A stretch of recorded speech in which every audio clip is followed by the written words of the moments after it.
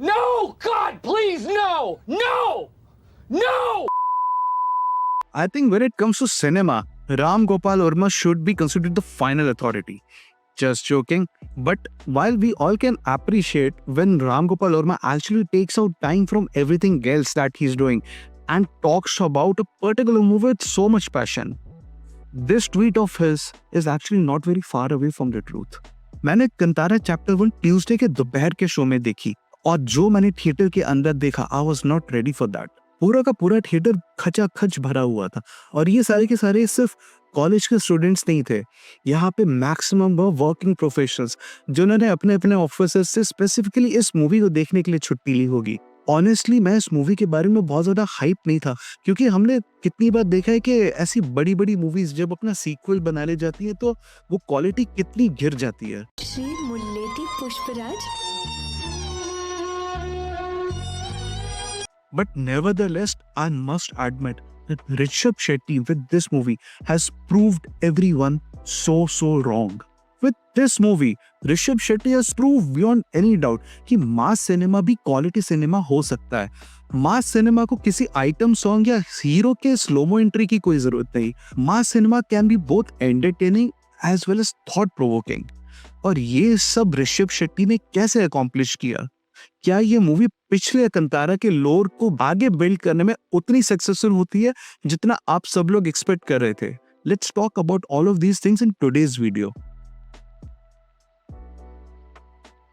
Kantara chapter 1 की story directly type करती है पिछले पार्ट की जंगल की मिस्ट्री से, जहां हमने देखा था कि कैसे भूता कोला परफॉर्म करते करते शिवा के पिता जंगल में गायब हो गए थे. यहीं से कहानी शुरू होती है कंतारा के लेजेंड की, जो हमें और डिटेल में एक्सप्लेन करता है पंजोली और गोलेगा नाम के देवियों के बारे में और कैसे कंतारा के लोगों ने इन दोनों देवियों की प्रेजेंस इस जंगल में डिस्कवर की थी और इन्हें पूजने लगे. यहाँ एक चीज तो बहुत क्लियर है कि कैसे ऋषभ शेट्टी पे पिछले पार्ट के एक्सीडेंटल पैन इंडियन सक्सेस के बाद इस पार्ट में कंतारा के ओरिजिन स्टोरी को एक्सप्लोर करना और उसी लेवल की स्टोरी टेलिंग को मैच करने का काम कितना हरक्यूलियन रहा होगा. But after watching the movie I can clearly से that Rishabh never allowed that pressure to come in the way of his storytelling. Because the expectations were so high, I think you felt it. आपको लगा कि मुझे no, इससे भी ज्यादा कुछ करना लग रही तो वही तो वो प्रेशर तो नहीं ले सकते ना. तो आपने नहीं लिया कुछ नहीं बिल्कुल भी. It is a huge responsibility ले सकते हैं हम. I can't be वो बर्डन नहीं होना चाहिए ना. मतलब I can't do anything.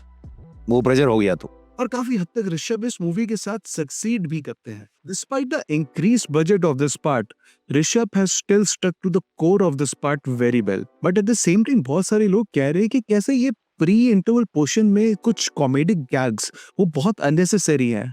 इसी पॉइंट पे कॉन्ट्रेरी थ्योरी कुछ लोगों की ये भी है कि Rishabh as a smart storyteller can not make this kind of a mistake.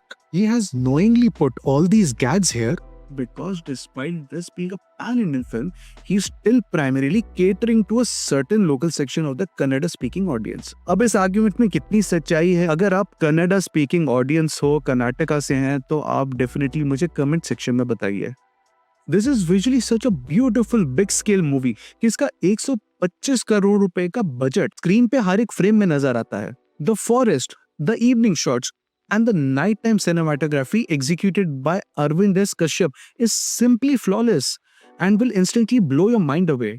Despite this movie being almost 2 hours 47 minutes long, ये कहीं भी मुझे stretch या boring नहीं लगी. But I have a small problem here. Let me elaborate. Makers ने entire first half की जो duration है वो स्टोरी को सेटअप करने में इन्वेस्ट किया. But interval point के पास जाके एक ऐसा spine chilling action set piece आता है जो कि मूवी के कॉन्फ्लिक्ट को सेटअप करता है. अब अगर यही पोर्शन मेकर्स मूवी में थोड़ा और जल्दी ले आते तो शायद वो प्रोसीडिंग्स जो अभी भी एंगेजिंग है वो शायद थोड़ी और ज्यादा एंगेजिंग हो जाती.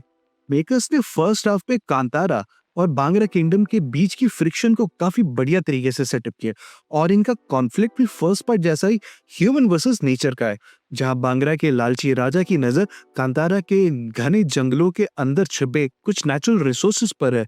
वहीं इन शार्प कॉन्ट्रास्ट कांतारा वाले नेचर से जो भी खाना डिराइव करते हैं हमेशा उसका 1/4 पोर्शन अपने देवियों को भेंट पे चढ़ाते हैं ताकि नेचर के साथ उनका बैलेंस बना रहे. The movie sets are as beautiful and authentic looking. Part 1 में जिन प्रॉब्लमेटिक एलिमेंट्स के लिए कांतारा को क्रिटिसिज्म मिला था, जैसे कि the problematic male gaze towards it's female character, उस सारे फीडबैक को क्लियरली ऋषभ शेट्टी ने बहुत सीरियसली लिया और इस मूवी में कोर्स करेक्ट भी किया है.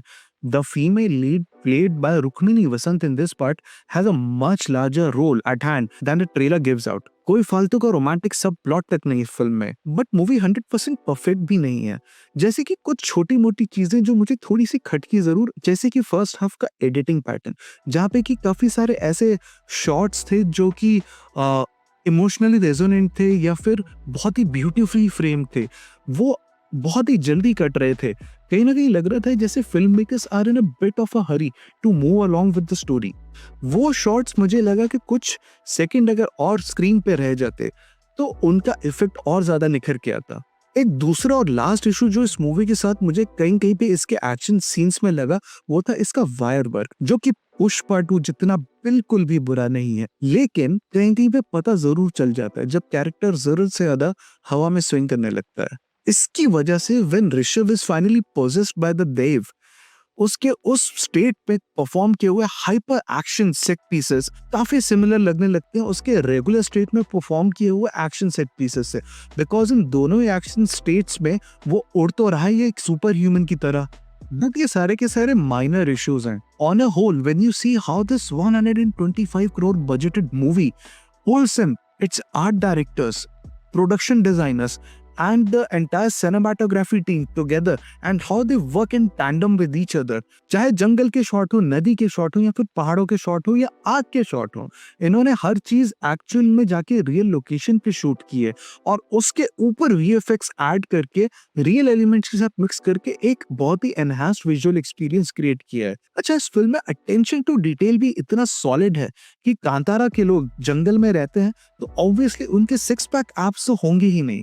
इनका पूरा का पूरा स्ट्रक्चर, इनका बिल्ड देखकर इतना बिलीवेबल लगता है कि हाँ, ये वही लोग होंगे जो अपनी रोजमर्रा की जरूरतों के लिए शिकार करने जाने के लिए जंगलों में नंगे पैर घूमते होंगे, पहाड़ों पे चढ़ते होंगे, नदियां क्रॉस करते होंगे. इवन राजा के दरबार में जो मुकुट यूज किया है, जो उस सभा में बैठे हुए लोग ऑर्नामेंट्स पहनते हैं, या फिर फिल्म की हीरोइन जो ज्वेलरी पहनती है, ये क्लोजअप शॉट लगने पर भी नकली नहीं लगते. And that is the amount of detailing that Rishabh Shetty and team has gone for. याद है बचपन में कैसे हम रामायण और महाभारत में जब वो एपिक बैटल सीन्स देखते थे तो उनका एक चार्म, एक पर्टिकुलर फील होता था जो कि आज तक आजकल की मूवीज कैप्चर नहीं कर पाती, बट ये कर दिखाया कांतारा चैप्टर 1 के मेकर्स ने.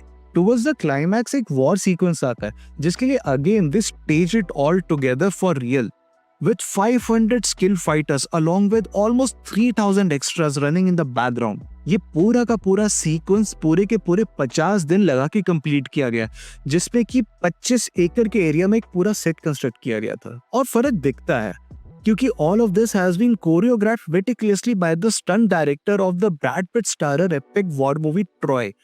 तो भाई मैंने तो ये मूवी IMAX में देखी है, और अगर आप लोगों ने अब तक ये मूवी नहीं देखी है तो आई वुड स्ट्रांगली रिकमेंड कि go and watch this on the biggest screen possible. बाकी आपको ये मूवी कैसी लगी, और प्लस क्या इसके जो कॉमेडी सीक्वेंसेस है वो सच में एक पर्टिकुलर ऑडियंस सेट को ध्यान में रख के लिखे गए हैं? Do write to me in the comment section what you think about all of this. Until next time.